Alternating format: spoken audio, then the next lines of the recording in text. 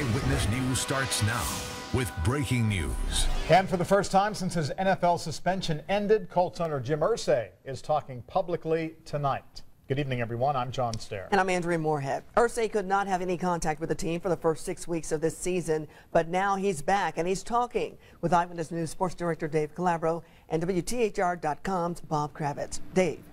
Yeah, good evening, everybody. Welcome to a rainy complex as Jim Irsay talks to about 6 writers this afternoon, including our own Bob Kravitz. I just watched the interview, Bob. I haven't seen him this composed and this put together in years. Absolutely. There was clarity. He spoke in short, declarative sentences.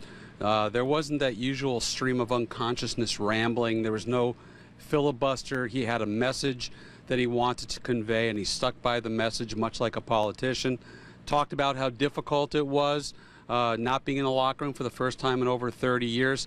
But I'll tell you what, you never know with an addict if he's turned the corner, but boy, he looked and sounded terrific. Let's hear from Jim Irsay right now.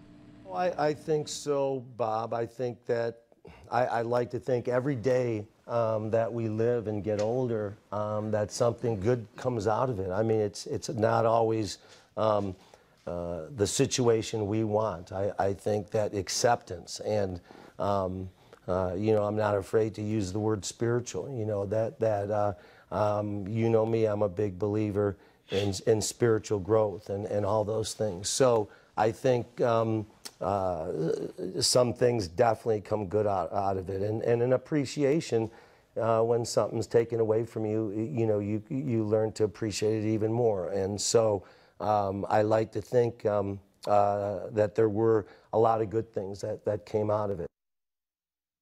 So Jim Irsay saying a lot of good things did come out of this. Are you convinced that something good did come out of this for him personally? I think so. It gave him an additional 6 weeks to work on his sobriety. You know, maybe you look inside and see what was there. But you never know with an addict, and I think Jim would be the first to tell you, with an addict, you never feel like you've turned the corner, so to speak.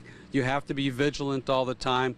I know it's a 12-step thing, but one day at a time. I remember in the 2000s where he was doing exceptionally well, and then he fell back into this hole of addiction yet again recently. So you hope that he's got his stuff together, but you never really know from day to day. All right, a 22-minute interview, WTHR.com with Bob Kravitz. Coming up at 6 o'clock, much more with Jim Irsay as he breaks his silence. At the complex, I'm Dave Calabro with Bob Kravitz. Back to you for now. We'll look forward to that. Thank you, Dave. And you can see the entire interview with Jim Irsay on our website at WTHR.com.